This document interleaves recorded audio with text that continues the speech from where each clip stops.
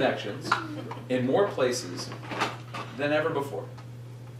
Now people are connecting on all kinds of things in all kinds of ways, but how do you turn that connectivity, how do you turn that ability that people have to reach out to one another into something that actually happens in the real world? That's the question, because most of your friends don't think this matters a whit. Sorry to keep pointing you guys out. Right? And that we can't sit back and say, you got to wait and come. I remember being in a meeting of social workers in my little town in Smithers years ago, and we're trying to work on youth things. You know, youth, where there was a bunch of suicides going on, it was pretty desperate times. And we had one of these meetings, and the average age in the room was, you know, probably 45 or so.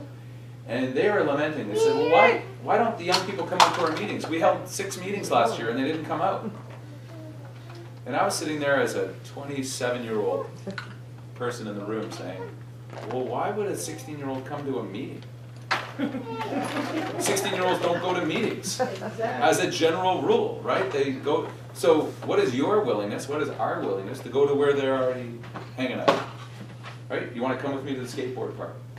You want to go into the high school. You want to go into the alternative school. You want to go to the places where they are and talk about the things that we want to talk about. But saying there's a meeting tonight at 7 o'clock in Saskatoon for youth, and youth should come out to talk about youth issues, you'll get 5 people. Right? I have one comment. I started doing my phoning yesterday. And seniors like me didn't even know there was a leadership break. That's right. And then I talked to some young people, and they knew all about it. Oh, okay. From Facebook. Right. Even from Twitter's Flickr, whatever I'm doing. Whatever it is that you're doing. But they knew all about it. They're not here right now because they're at school. Sure they are. They're at university and they're in high school. But some of them will come to the forum tonight. But it's a meeting. Yeah. I really like your point. Yeah, we put a lot of emphasis on this. There's a group out there you've never heard of called Lead Now. Lead Now has got an online membership of about 50, 60,000 young professionals, progressives, not political per se. They put a survey out to their 60,000 members last week and said, should we get involved in the NDP race?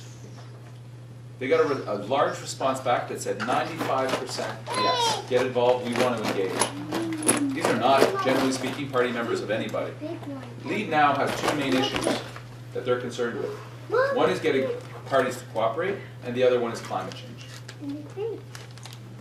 What were the results of the yes for the one that 95%. 95% Oh, look at, for those of us, and I get it, I've been a member of Parliament for 8 years. I get the party structure. I am loyal to this party. I'm a proud New Democrat. I get it. I like it. I like being at convention when we talk and we're in the family. We get to talk about things. But in order to win elections, you can't think from a party perspective, because that's not where the voters are at. That's not where, nobody, how many people in Saskatoon this morning woke up this morning concerned with the fate of the NDP?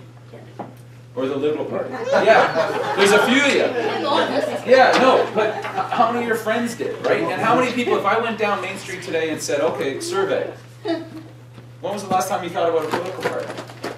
Right? We're going to be a while before we run into people who say, oh yes, I'm totally absorbed and I'm engaged and I'm following and I'm a member and I've been a member. Like there are 4.5 million people that voted for us in the last election.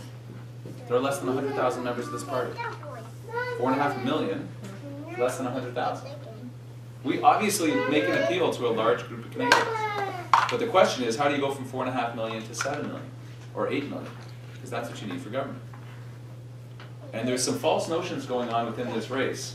And it worries me sometimes that people say, we've got to stay the course, don't change a thing, and in 3.5 years, we don't have to win government, Harper's going to lose government. Because people will be sick of him. And we all go, yeah, people will be sick of him. I thought they would have been sick of him already. Right? I know the guy and I know what he does. You can't make a strategy that is predicated on the actions of somebody else. Because you don't get to control those actions. You only get to control your own. So this passive sort of wait for the next election and then we get to be the government, dead wrong. Dead wrong. So what are your plans for healthcare and CPP contributions? CPP, I would like to expand CPP. It's our best bet. It's a nice public pension that works and secure. I think we have to change where CPP is investing though. CPP has some nasty investments out there, arms dealerships and all the rest. I think we got to be a little bit more prudent. healthcare, we have to do two things. And I think that's actually been a decent part of the debate that I've been at so far in this race. We can't simply say chucking money at the situation is going to be the only answer. I think Romano did this already. We've already done this study. We've done so many studies on this thing. You have to do the both. You have to curb some of the costs, and I think you go after big pharma. You watch the percentage of our healthcare bill that's being taken up by drugs, by prescription drugs, has been growing and growing and growing steadily. I think we got to talk about what we're paying doctors. This is like the elephant walking around the room. There are some doctors, GPs I'm talking about, I'm not talking about neurosurgeons here, but GPs that are pulling in $500,000, $600,000, $700,000 a year, right? They're billing pretty high, and they're the most expensive part of the system. What's a reasonable pay for a doctor who works hard and who studies hard? I mean, we've got to talk about those things. We've got to look at the costs, and I think it's reasonable to do so. Foreign credentials is another thing. It's the most highly protective industry in Canada, is the medical profession. And they do it for a reason. Some of it's for safety. Some doctors' certification from some countries, not so much. But we also make it incredibly difficult for those doctors to get recertified here. Incredibly difficult. I talked to an Iranian head, he was a surgical instructor. So he wasn't just a surgeon. He was the head of Tehran's surgery instruction. So he taught surgeons. And the response from Canada was, when you come here and you want to be a doctor, you should in fact go back to day one of medical school. It's like, really? A guy who taught surgery should go back and learn how to take blood pressure? Come on. So I think we need both. I think we need to look at what money we're putting in. We need to look at a home care and a national farm care strategy, because it'll actually save money. Because we'll buy in bulk, for example, and we'll control some of those costs. But don't let anybody tell you that money straight up is the only solution. Because we've been going in at about 6% a year, every year, added on, and we haven't answered it yet. Just a quick question. How many more minutes do you have, Nathan? 20. Another 20 minutes. Nathan, I had a question. I hate to interrupt this No. point. I hope I answered it. Yeah, you did, thanks. It has to do with the house itself. I mean, that's the face to the Canadians, is the house in operation. And I'm looking at the time that private members' bills take up, usurping that valuable time in the house. Is there a legal way of denying debate? You don't like the fact that there's so many private members' bills coming in? Well, I'm looking at the ones in the pipeline right now, and I just see it as a waste of time, distraction away from the crucial issues. What I'd say is we have to make the whole system more efficient. But I ran a business before I got into politics, and I was a consultant who would help organizations become better at whatever it is they were trying to do. Often they were in some kind of conflict and stress. And I was a hired gun that would come in and say, well, here's some models of how to make decisions that would work better. Then I got to Parliament. Oh my goodness. I've never seen anything like it. It's like a throwback to 1910. Like the whole rules and the system you have of making decisions is actually the problem. And I've got a group that have come together spontaneously of the best thinking minds in the private and public sector around this question are forming up a conversation of how to reform Parliament's decision making. And this sounds very eggheady, right? Like why is this important? These are the folks that when IBM goes out and hires somebody, or when Coke or Greenpeace, these are the folks that get hired. They're the best. They're the best of the best. But they're also concerned with our political health and say the way that you guys go and make decisions is terrible. It's very expensive. You get bad decisions. And the Canadian public have no place to insert themselves. It's very draconian. So yeah, I think the whole system needs to be made more efficient. And I've actually been working with Andrew Shear, who comes, where's Andrew from out of? He's around here somewhere, isn't he? He's Regina? Regina. I forget which riding he is. Now he's speaker, so you don't hear his riding name anymore.